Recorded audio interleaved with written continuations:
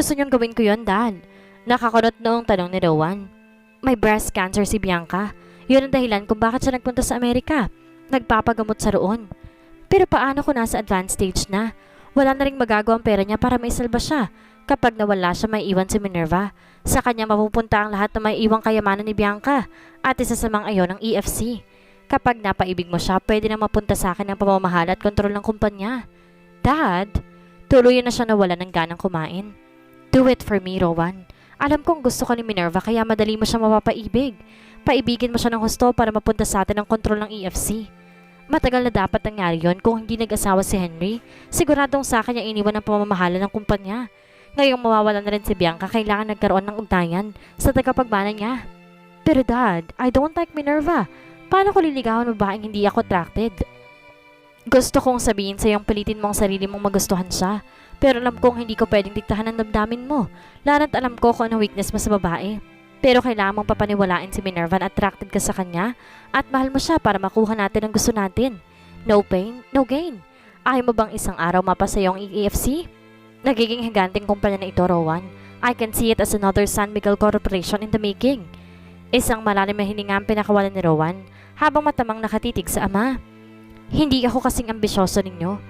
Kung nag-aambisyon man ako na mataas, I will aim for it in a rightful way.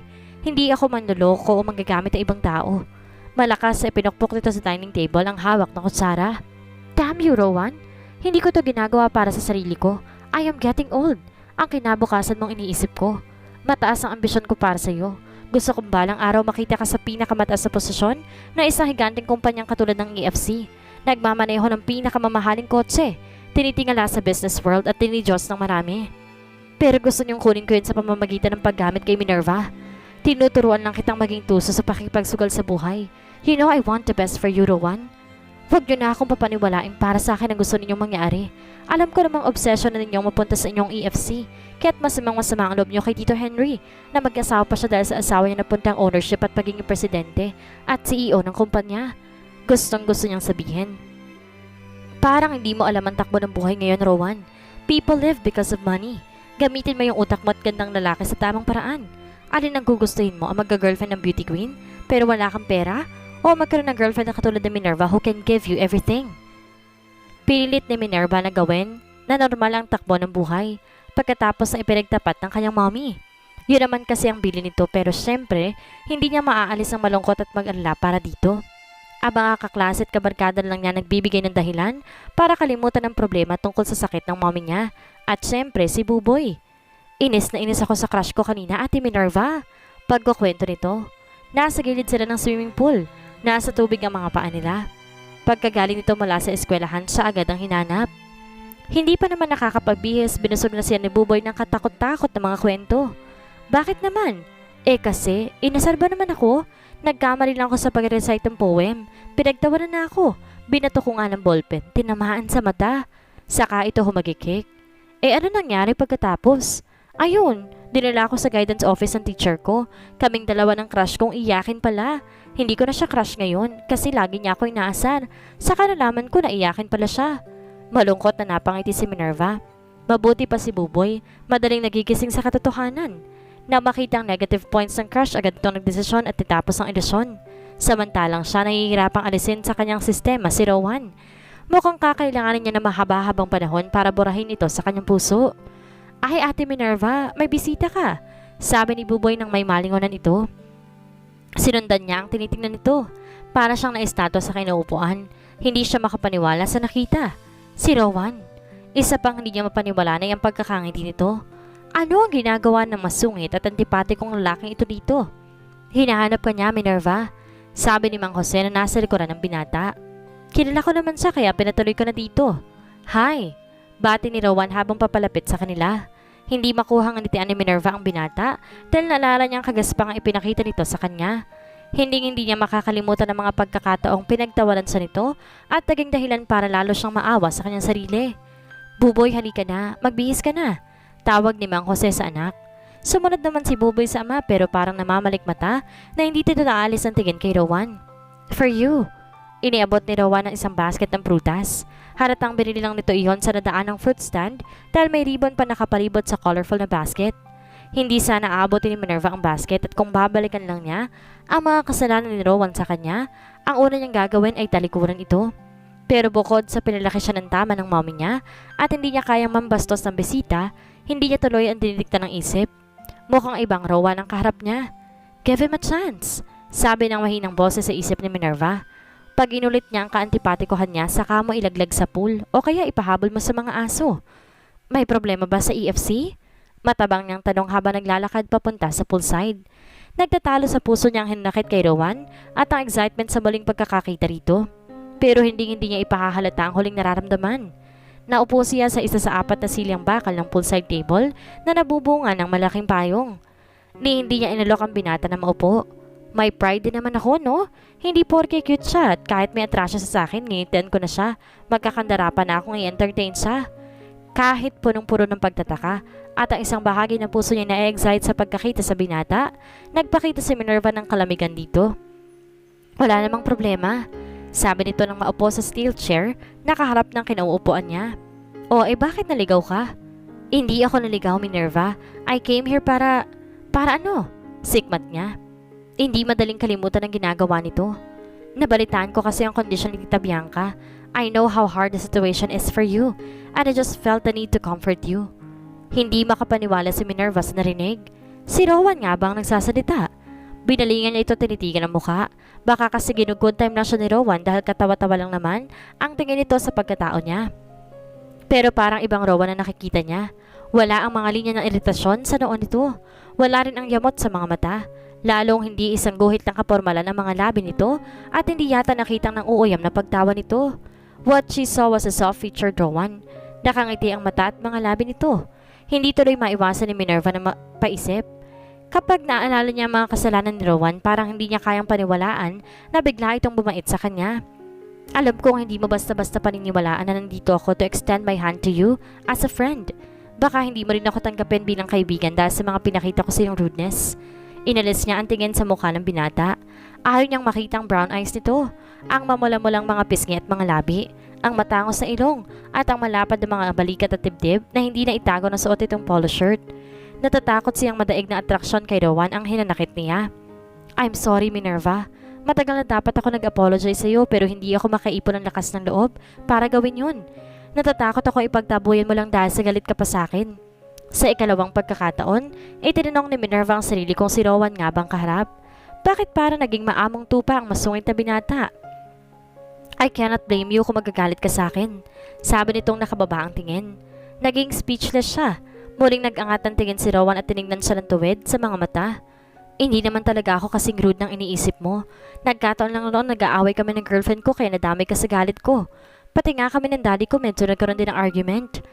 Sa tindi ng sama ng loob ni Minerva kay Rowan, hindi siya sigurado kung kaya pa niyang tanggapin ang apology nito. Pero sana, don't you ever doubt my sincerity now. Ngayon mo kailangan ng kaibigan ka na isip kong this is the best time para lumapit ako sa iyo. Hindi pa rin siya nagsalita. Patatawarin ba niyang binata sa dami ng sama ng loob niya rito? Is my apology accepted? Tiningnan lang niya ito. Kung galit ka pa rin sa akin at di mo kailangan ng friendship na ini-offer ko, okay lang. It's understandable. Aalis na ako. Just bear in mind ako kailangan mo ng kaibigan makakausap. Nandito ng kami ng daddy ko. Malungkot at tumayo si Rowan. Hindi pa ito nakakaisang hakbang ay pinigil niya ito sa isang braso. Wait, Rowan. Please stay. Tiningnan siya nito. Hindi naman talaga ako nagagalit sa'yo. Nagtampo lang ako dahil sinabi mo na pilitan ka lang umattend sa dibu ko. Tsaka sino naman ang hindi magtatampo kung pinagtatawanan ka, hindi ba? I am so sorry about that. Nag-guilty nga ako pagkatapos kong sabihin yun dahil alam kong nasaktan ka. I was just feeling bad then dahil kung ano nung inakusa sa akin ng girlfriend ko. She nagged me over the phone. Naalala ni Minerva ang tagpong inabuti niya si Rowan sa garden ng hotel na pinagdausan ng kanyang debu. Girlfriend mo palang kaaway mo sa cellphone mo noong debu ko? Tubango ito sa kamuling na upo. Kaya ka ba masungit nun? Yeah. Bago ako bumalik dito sa Santa Monica, we almost broke up. I was trying to settle our problem kaya tinawagan ko siya, pero lalong lumaki ang away namin. Kaya nung napitan mo ako, mainit ang ulo ko.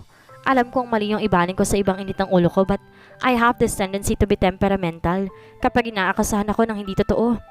Hindi naman ganon kadaling mabubura kahit ng anong paliwanag ang mga hinanakit ni Minerva, but at least nabawasan iyon, pero hindi pa rin niya makuhang umiti. Hindi ko rin intensyong pagtawanan ka. Actually, hindi naman ang pagkatao mo pinagtatawanan ko kundi ang sitwasyon. Pero mukhang iba naging interpretation ninyo ng mga kaibigan mo. Enough of your explanations, Rowan. I understand. Kalimutan na lang natin yon. Rumihistro sa mga labi nito ang isang makalaglag pusong ngiti. Salamat at hindi ka nagalit sa akin. Ginantihan niya ito ng matipid na ngiti. Kung gusto mo para makabawi ka, kurutin mo lang ako ng pino. 100 times kahit sang part ng katawan ko. Mailabas mo lang ang galit mo sa akin. Talaga? Parang batang tanong ni Minerva. Gusto lang niya na nagdag assurance na sincere ito sa paghingi ng tawad. Yeah, I mean it. Saan mo ba ako gustong kurutin? Sa mukha, sa braso, wherever you want. Inilapit pa ni Rowan ang mukha sa kanya.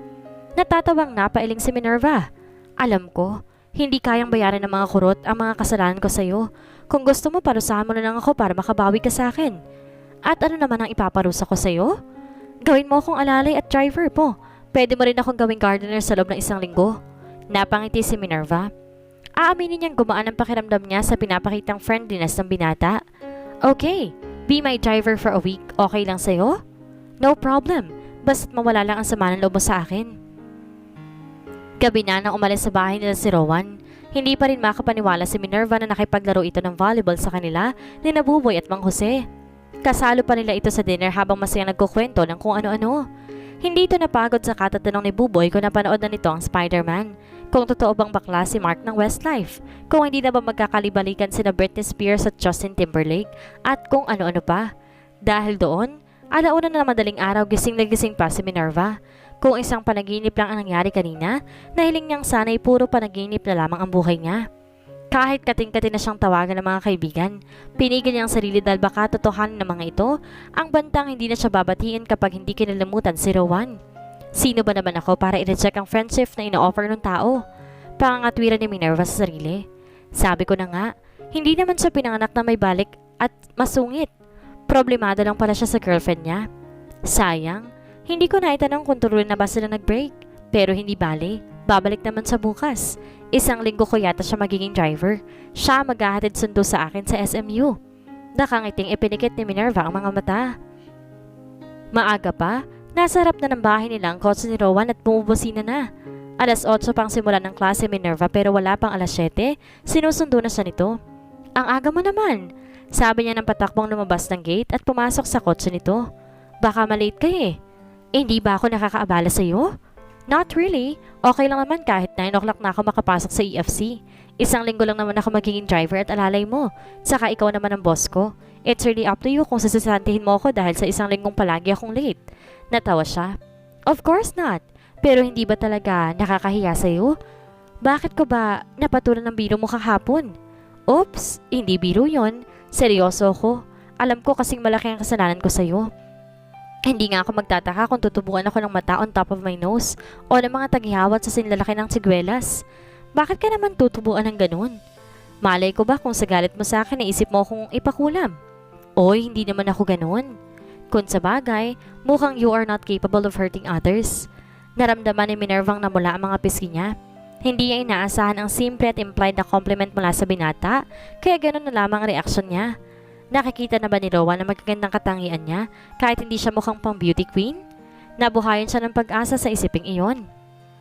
Kahit kating-katinan din ni Minerva na magkwento sa mga klase at kaibigan tungkol kay Rowan, pinigil niya ang sarili.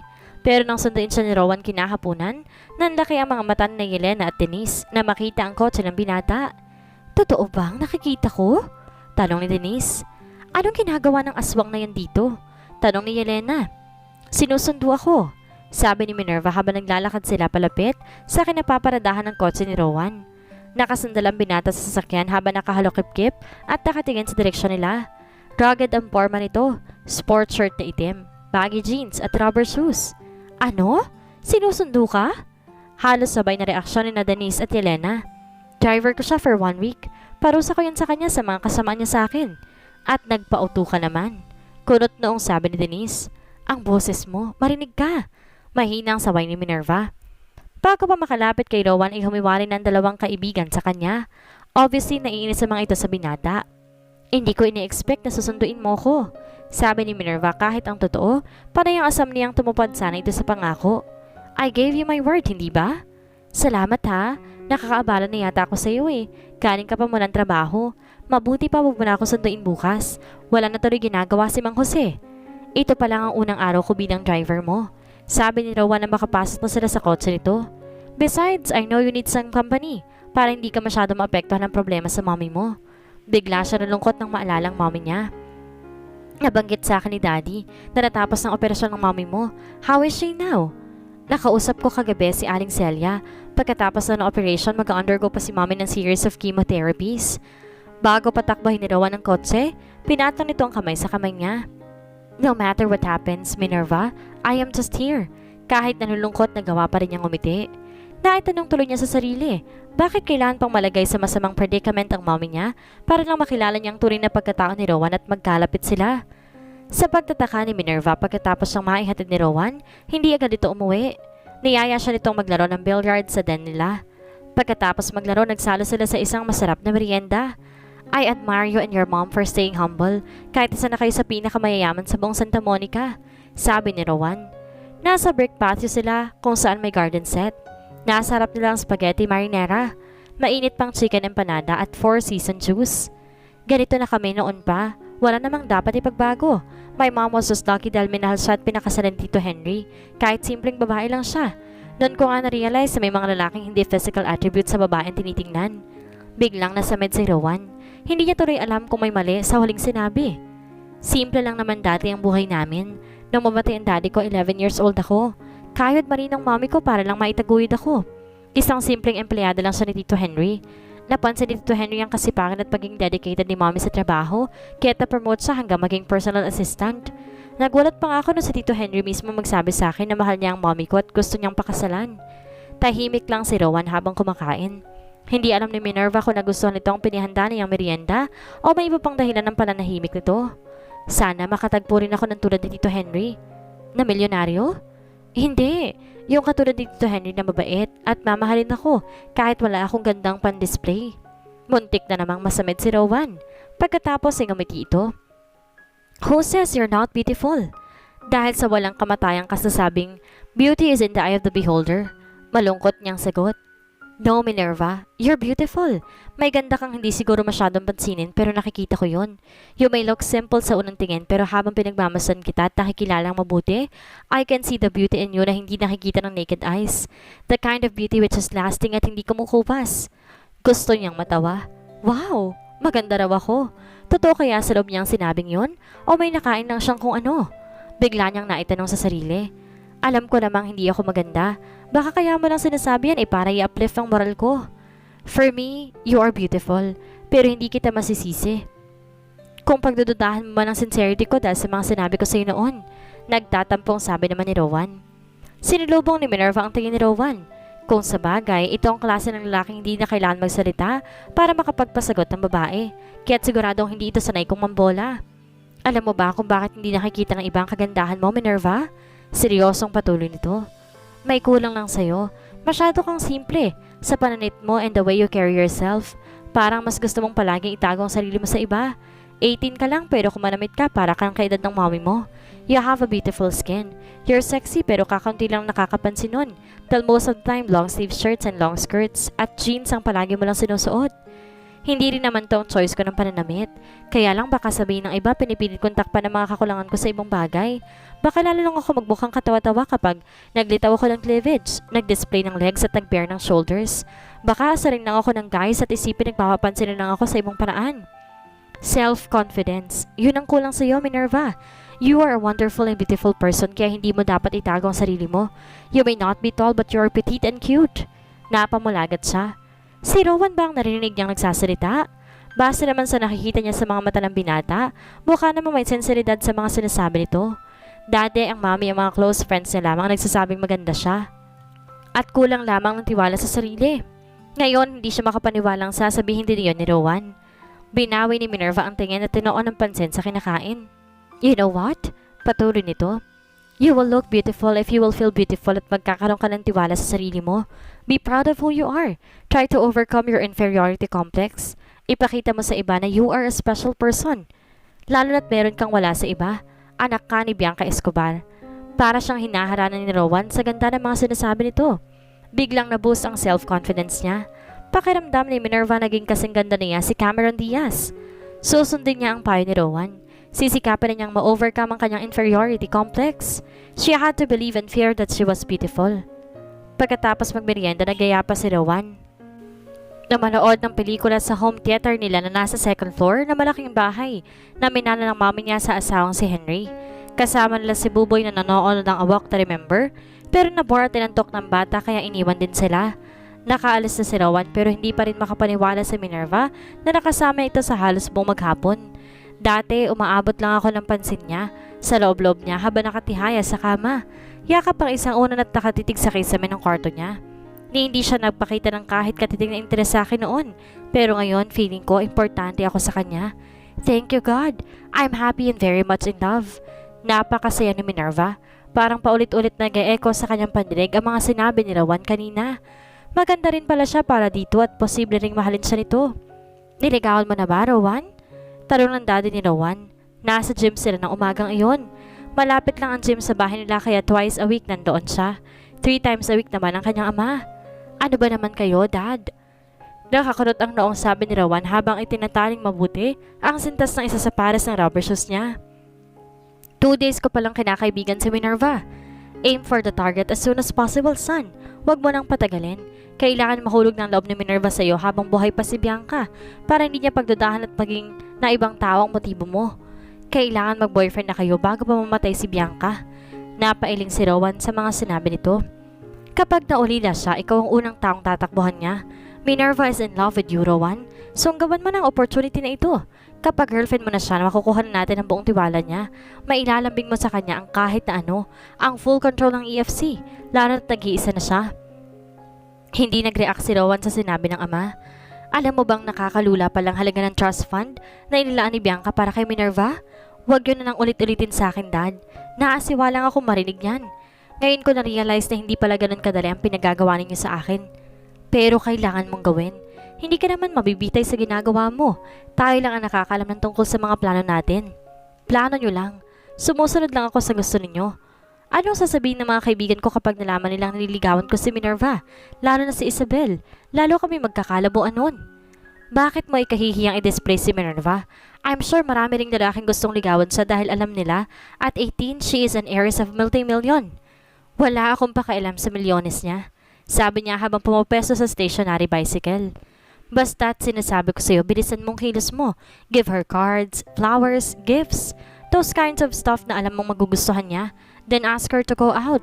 Ipakita mo sa kanya importante siya sa'yo at hindi mo siya ikinakahiya. Pero Dad, I think this is unfair to Minerva. Nagigilty ako sa ginagawa ko. Sa 2 araw na magkasama kami at kailangan ko siyang paniwalaing special siya sa akin, feeling ko ang laki-laki ng kasalanan ginagawa ko sa kanya. Come on, Rowan. Don't give me that bullshit. Basta't gawin mo ang pinapagawa ko ng walang complaints at protest.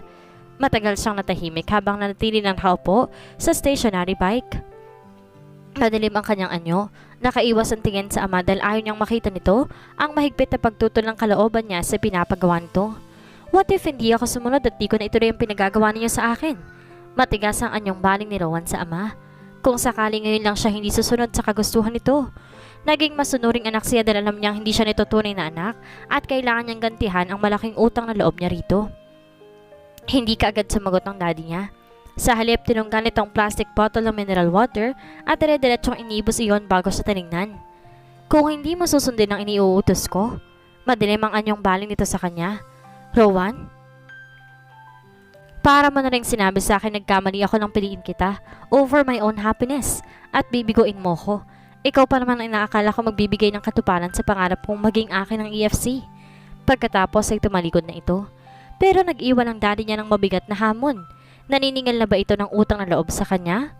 Kahit labag sa loob na paibigan si Minerva para sa interes ng daddy niya, hindi naman kaya ni Rowan na biguin ng taong pinagkakautangan niya ng loob.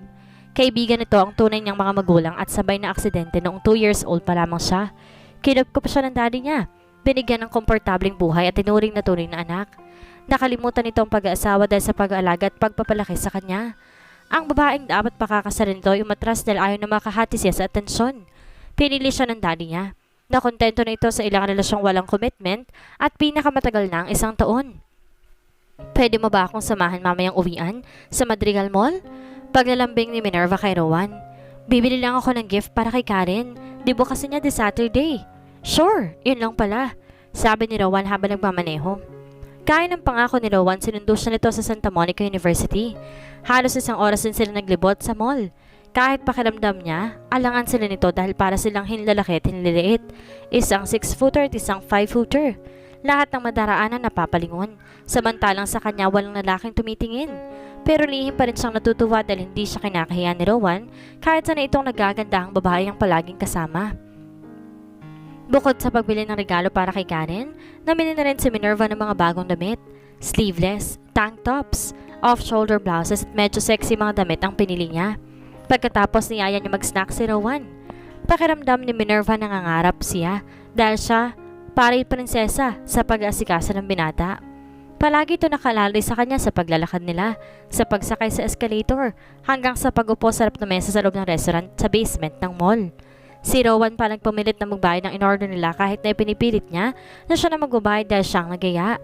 Nagulat pa si Minerva at saglit na na-freeze nang umangat ang kamay nito at marahang pahilin ang gilid ng kanyang bibig. May naiwang mayonnaise. Nakangiting sabi ni Rowan.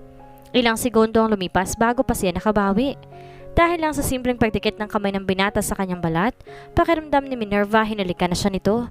She was 18 but never been kissed, never been touched. Kinakantsawan na nga siya ng mga kaibigan. Halos hindi na malasahan ni Minerva ang kinakain na baked macaroni. Kay Rowan na lang nakatuon ang pansin niya. Nahiling niyang sana may naiwan uling mayonnaise sa gilid ng kanyang bibig para ulitin ito ang ginawa. Hindi pa sila tapos kumain na magpaalam si Rowan na pupunta na sa men's room at nagtaka si Minerva na magtagal ito roon. Pagbalik nagaya na itong umuwi. May problema ba, Rowan? Tanong ni Minerva nang nasa kotse na sila. Bigla lang sumama ang tiyan ko. May pakiramdam siyang hindi iyon ang totoong dahilan. Pero ayaw niyang paglikotin ng imahinasyon at pagdudahan si Rowan. Ayaw niyang masirang kaligayahan na nararamdaman. That's true. Nakita ko si Rachel kanina sa Madrigal Mall. Pagkukwento ni Rowan sa best friend na si James, nakausap niya sa cellphone. Ang tinutukoy niyang Rachel ay ang best friend ni Isabel. Anong ginagawa niya dyan sa Santa Monica? Tanong ni James. I don't know. Hindi ba niya kasama si Isabel? Hindi ko napansin pero nung malay ko nung nasa ladies room o nasa ibang section lang siya ng mall. Nagkausap pa kay ni Rachel. No, iniwasan ko nga siya kaagad. Bakit naman pare? Malay mo kung pinahahanap ka ni Isabel sa kanya. I'm with another girl. Lalo kami magkakalabaw ni Isabel kung nakita ko ni Rachel na may kasama iba. Dahil sigurado magkukwento yun. Isa pang sulsulin kay Isabel, kaya kami nag-aaway. Pare, more than month na yung lovers quarrel ninyo ah. Baka mahirapan na kayong ayusin yan. Maaayos din to. Gusto ko lang mamiss niya ako at matakot siyang mawala ako ng tuluyan sa kanya. Kaya nagtrabaho dito sa Santa Monica at hindi ako tumatawag sa kanya. Sino ba yung kadate mo pare? Siya ba ang reigning Miss Santa Monica? Muntik nang mapahagalpak ng tao si Rowan. No pare, but I'm sure hindi rin nahuhuli ang ganda niya kay Isabel. Sapat para hindi mo masyadong mamiss sa Isabel at makuha mo makipagmatigasan sa kanya? Ang babaeng din yan sigurong dahilan kahit naisip mo magtrabaho dyan sa Santa Monica. Hindi alam ni Rowan kung ano ang isasagot kay James. Kung aaminin niyang hindi pwedeng ihilera si Minerva sa mga naging girlfriend niya, baka pagtawanan naman siya nito. You will meet her soon pare, sabi na lamang niya. But one thing's for sure, hindi ko siya balak ipalit kay Isabel. Nagpasama lang siya sa mall. She's just a special friend. Biglang nakaramdam ng guilt si Rowan pagkatapos na mag-usap ni James.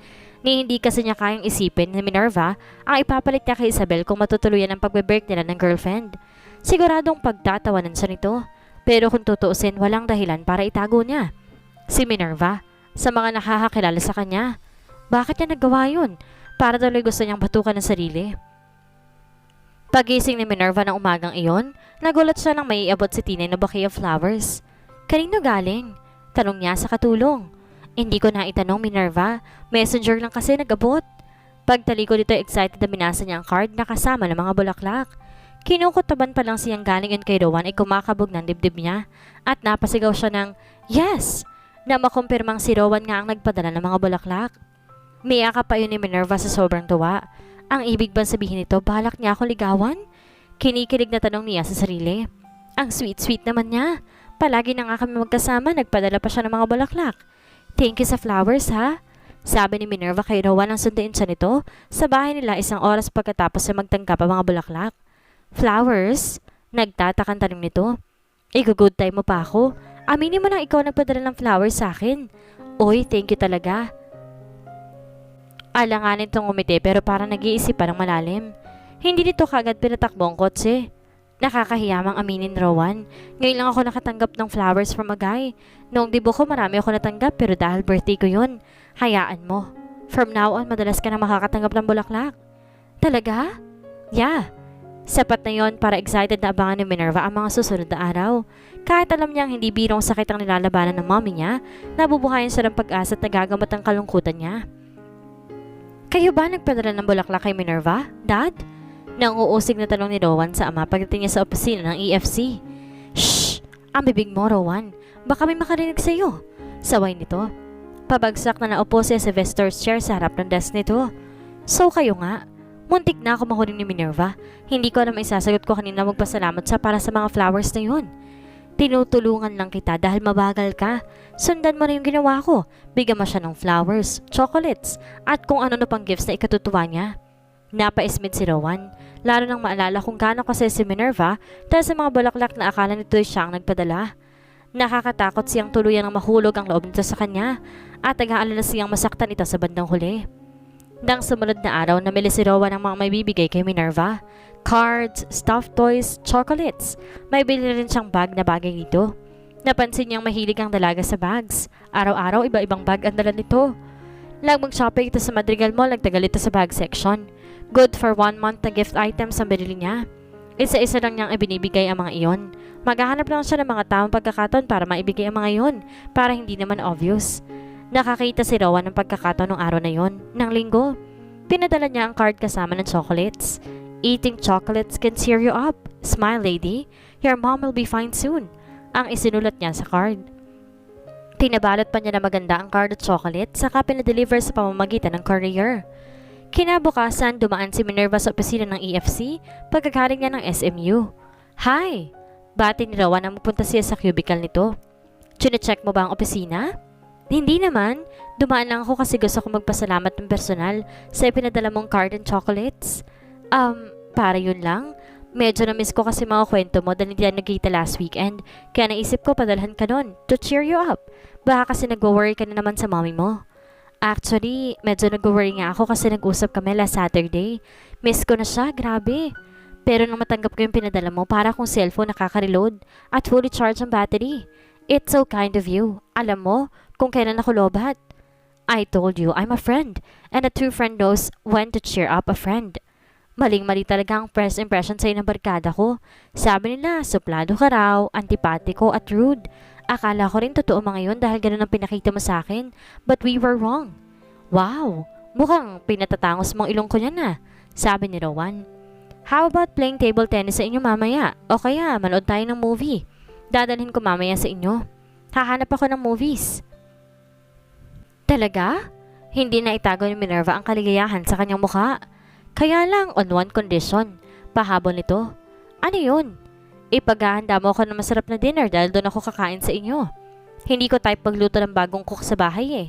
Yun lang? Ano gusto mong ulam at dessert? Pwede na ba ang roasted chicken with basil soup? For dessert, pwede ng ice cream. Any flavor will do. Okay, anong oras ka darating? Mag-refreshen up lang ako after office. I will wait for you then, Rowan. Naging regular na ang pagpasyal ni Rowan sa bahay na Minerva. Kuminsan ginugulat pa siya nito dahil bigla na lang siyang sinusundo sa university at palaging may iniaabot ang binatang regalo para sa kanya. Ang cute naman ng bag na to. Natutuwang sabi niya habang tinitingnan ang bag. Nagpunta kasi ako sa Madrigal Mall at nakita ko yan. Napansin ko kasi parang mahilig ka sa bags. Ang thoughtful mo naman. Kahit walang occasion, hindi kailangan magkaroon ng okasyon, Minerva. I just feel I wanted to give you something. Maybe to say that you're such a wonderful person and a very nice lady. Kahit hindi nakikita ni Minerva ang mukha, alam niya nag-blush siya at hindi yun maitatago kay Rowan. Saan mo gustong pumunta ngayon? Tanong nito. Sa bahay na lang. Palagi ka naman nagmumukmuk sa bahay. Maalala mo lang ang mommy mo. Sandali siyang nag-isip. May alam akong lugar na pwede nating puntahan. Saan? Doon sa kabilang bayan. Town fiesta rin next week kaya may mini carnival na siguradong maraming rides. Daanan muna natin si Buboy kung okay lang sa'yo. Sure, no problem. Kitang-kita ni Rowan kung gaano kasaya si Minerva habang sakay ng carousel kasama si Buboy. Pinagbigyan niya ang dalaga ng ilambing nito na magpunta sila roon kahit ang totoo, hindi niya trip ang mga ganong klase ng happenings. Carnival sa gitna ng Town Plaza. God! Kapag may nakakita pa sa akin na kaibigan kong taga Manila, for sure kakantsawan ako. Kahit nababado yan sa lugar na pangiti si Rowan. Naalala niya nung bata nga pala siya ay siya pa nangungulit sa kanyang mga ama para ipasyal siya sa mga temporary carnivals ay tinatayo kapag malapit ng fiesta sa kanila. Tuwang-tuwa siya kapag sinasakay nito sa carousel at Ferris wheel. Gusto niyang matawa habang pinapanood si Minerva mula sa kanitatayuan niya. Kumaway pa ito kapag dumaraan sa tapat niya ang peking kabayong carousel na sinasakay nito. Naisip ni Rowan, napakababaw ng kaligayahan ng dalaga. Sa mga simpleng rides lang, masaya na ito. Samantalang bilang anak ni Bianca Escobar, kayang-kaya nitong pumunta sa Disneyland o sa Ocean Park. Nakakabilib ang kasimplehan nito. Mas masarap palang kasama mga katulad ni Minerva. Mas madaling i-please at pasayahin. Hindi katulad ni Isabel. Kaninang katabi niya si Minerva sa Ferris wheel, halos yumakap na ito sa kanya.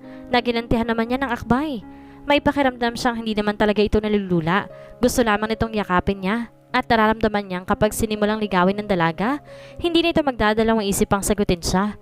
Pero paanong makakaramdam si Rowan ng awa kay Minerva?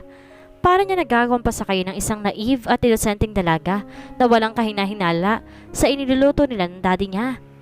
Habang hinihintay na bababa si na Minerva at Buboy mula sa carousel, tumunog ang cellphone niyang nasa bulsa ng kanyang pantalon. Napangiti siya na makitang si Isabel ang caller. Hinayaan lang ni Rowan na mag-ring iyon ng ilang ulit bago niya sinagot.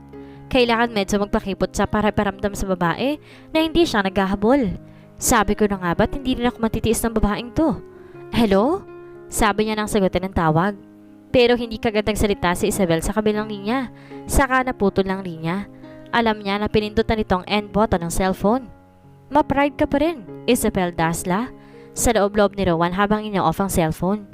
Gusto mo ikaw ang palaging sinusuyo kahit na ikaw may kasalanan. I am fed up. When will you grow up, my dear? Kailangan turuan kita ng leksyon. Kahit mahal kita, kailangan matuto kang tumanggap ng pagkakamali mo at magpakumbaba. Hanggang kailan kaya paaasahan at paniniwalaan ni Rowan si Minerva sa tunay na nararamdaman nito sa kanya? Mahulog kaya ang loob ng binata kay Minerva sa ginagawang pagkukunwari nito sa dalaga? Ano ang gagawin ni Minerva sakaling malaman niya ang lihim ni Rowan? Yan ang ating aalamin sa susunod nating kabanata.